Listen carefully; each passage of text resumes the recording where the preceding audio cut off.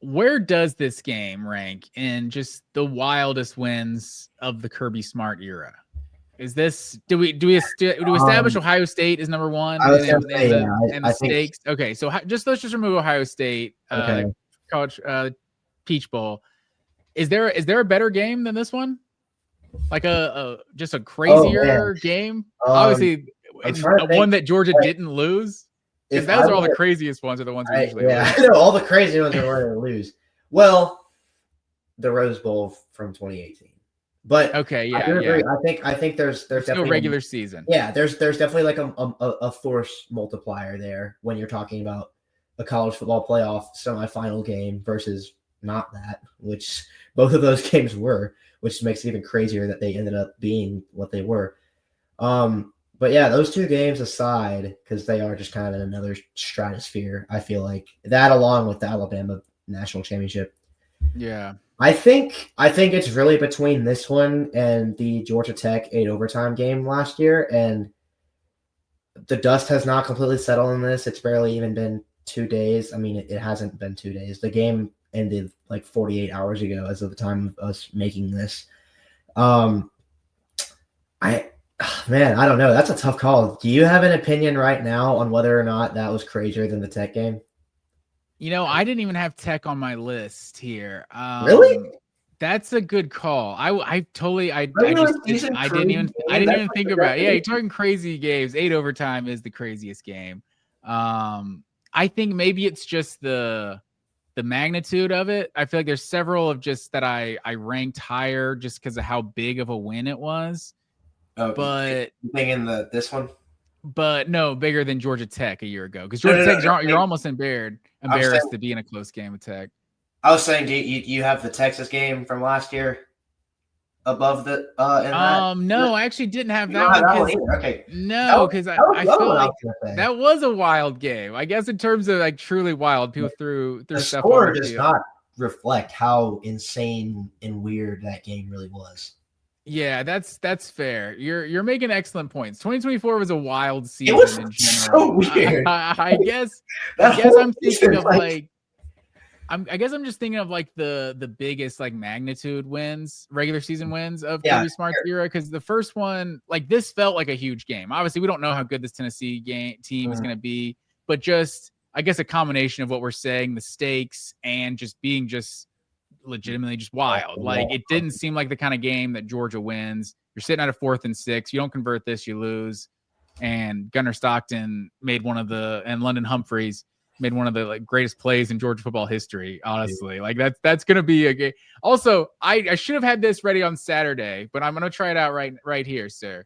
Can we get this started? Can we call this the Hump-Nail boot? Dude, I saw you. Did you coin that? I made that up. Okay, can we get that going? I agree. I'm fully behind that. I'm gonna start peddling that as well because that's the whole Watergate thing is annoying. It's like, oh, this is Spygate. It's like the gate was part of the original title. Yeah. It's weird how that just got added to everything. But it's like I feel like they tried to what's the term? They tried to co-op the hobnail boot with the whole Dobbs nail boot thing. So it's I've never heard that. You never heard the Dobbs nail boot? No. No, that's what they call the Hail Mary. So it's like we gotta take it back and go with the Hump-Nail. Reclaim the play. Okay, we need to hashtag Hump-Nail boot. We need to get it started. Yeah. No, I like that. I saw you with that, and I was like, oh, he must have seen that on like. Somewhere. No, I'm taking full credit for that. Absolutely. I think just vibes wise, 2017 Notre Dame is always one that comes into my head. You know, maybe not the wildest game, but like, I mean, it was like the storyline of just Georgia fans taking over the stadium. Yeah. Like that was just a whole thing. But like the turnovers, the defense was the Godwin catch, just a true freshman making his first career start, like Bellamy and Lorenzo Carter kind of taking over the game late. Like that one's hard to compete with. Yeah. And where Georgia was as a program in 2017. That's what I was about to say. It was like, I feel like it's really tough to judge that Notre Dame game against a game like this where, you know, it's Kirby Smart 2 championships later, because when I think about that game, I always think about how much of a coming of age moment it really was for the whole program. You have not just a second-year head coach coming off of maybe a promising first season, but nothing really to write home about. Nothing that you would want to fire him for, but really just kind of a first year. You have that. You have a true freshman. It ended on a positive note. Yeah. Oh, it did. So you've got a second-year head coach. You've got a true freshman at quarterback. You've got all Mark Richt's guys on the roster. What was the reputation about Mark Richt teams? It was that they never win big games, especially not on the road. So you have all those things working against you, and you're going into touchdown Jesus, one of the most hallowed environments in all of college football, and you pull out that win. So that was just, that I feel like had Tennessee pulled out that victory over Georgia 2 days ago, it would have been the same kind of moment for them as like this. Wow, we're this program that's kind of on the rise. We're like a top 15, top 20 team right now, but we have the talent to do way better. And then we won that game, and now we know that we're like stamped. So I don't know. That's a tough call. Yeah. I think in terms of pure entertainment value in a vacuum, I would have to put the Tennessee game over that one. I mean, 44-41 overtime, but like if you're 7 years removed from the Notre Dame game, I feel like it represents a lot more. Yeah, that's true. Because Tennessee, like, they made damn coffee table books about that 2022 Alabama win. It's like the goalpost moved on them. They're like, we finally beat Bama. It's like, yeah, it turns out Bama's actually not the number one team in the SEC anymore. They're like, damn. So it's like now they got to beat Georgia. So it's like this would have been kind of Heupel taking that next step. Is that bigger than 2021 Clemson? The game that broke the Clemson dynasty, basically? The season opener? Because I mean, think about where we were. That game was so boring. Yeah. It beats it just because that game sucked. Sir. 8 sacks. That game was far from boring. That was some of the greatest defensive performance you'll ever see, man. Jordan Davis, National Player of the Week. Chris Smith. Chris Smith with the pick 6. Like, we were just, oh man. Zamir White, we also had that drive that put it away. It was just a physical, old school, like, I don't know, 10-3. You can still get excited about a 10-3. I don't mean to come out like I'm against a good old defensive game, because I'm not. I'm one of those people that's like, oh, actually, the Patriots-Rams Super Bowl from a few years ago was a good game. Like, I feel that. I get that. But no, it's not even close to this Tennessee game. Let's be real. Like, no. Okay, the next one on my game, it's just, I think that one I'm going like the magnitude of the win, opening the season, especially. Clemson didn't even try to be that good that year. No, that's fair, but I mean, right then, but that's because we broke them, man. If they would have beat us, they would have turned out to be good.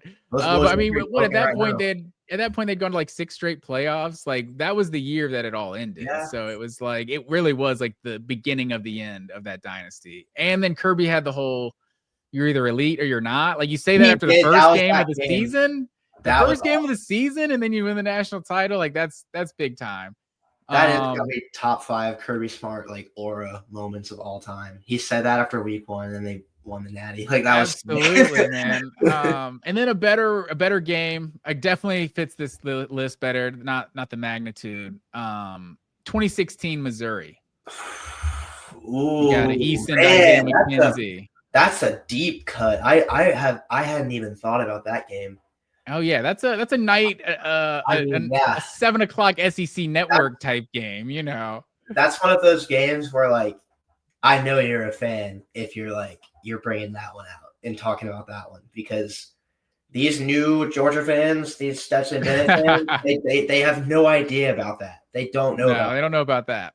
So again, I just think in terms of the talent level on the field and all the hijinks that ensued, I'm still taking this Tennessee game just because I think there was more NFL talent on the field, and I think it was just weirder and wackier.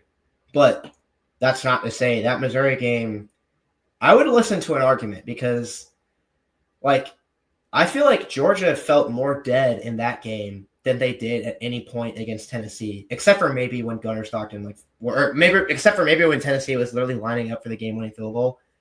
I feel like I feel like I really thought during that Missouri game that Georgia was just kind of done multiple times. And then out of nowhere, Eason or McKenzie or Quincy Mauger would It just was the Mauger. sorry. The pick he had, in the end zone. It was like it felt like Missouri's just kind of about to go put this game away, and then was like, oh, they just threw a pick. Wait, we got a chance here. That, and I want to say that was Eason's first start too. I think that was his first start. I want to say it was because that in North Carolina, Lambert would have started, and then and then Nichols was like the second game of the season or something, right? Where they almost lost. Did he not start against Nichols? Because he came in the game against North Carolina. Like he did, but I don't know that he actually became the starter. Let me see here. I swear. Okay, I mean, this was a few years ago now. It was the Obama administration at this point, but like, I swear that Eason started for the. I swear what I remember happening was like in fall camp they were like, okay, Eason's playing better than Lambert. He's going to win the job. And then Lambert won the job, and it was like, oh man, this is kind of lame. And then in the middle of the first game against Mitch Trubisky and the Tar Heels, Kirby put Eason. He definitely came in. I remember. I think what happened. I think Lambert came in like at the end of that Nichols State game. Do you remember? And like had like a third down conversion to like put that game away. There's something. I've memory hold that game long ago. It's 26-24. I don't like to think about that game. It was the third game of the season, so it was the next game after Nichols State. Maybe.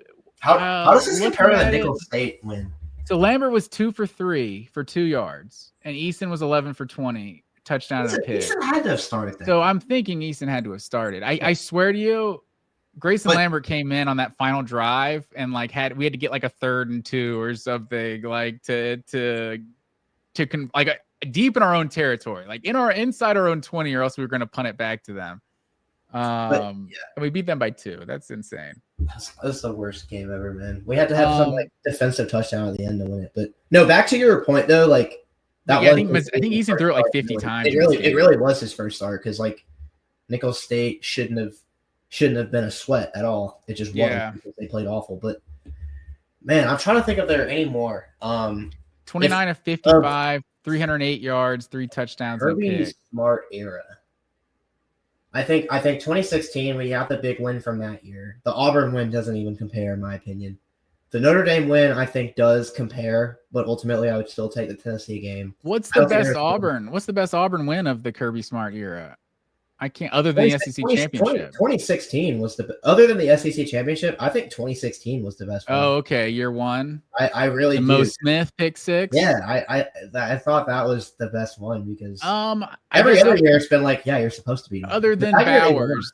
2023 when Bowers took over. Yeah, that was probably a better game, but like I felt better about the 2016 win because I just remember Georgia was not supposed to win that game. Yeah, I was at that game, and that was an amazing like game to be at because that's probably one of those games you watch on TV. And what was it, 13-6 or 13-7? Yeah, because they scored a touchdown their first drive of the game. Yeah, they did. And never scored again. Yeah.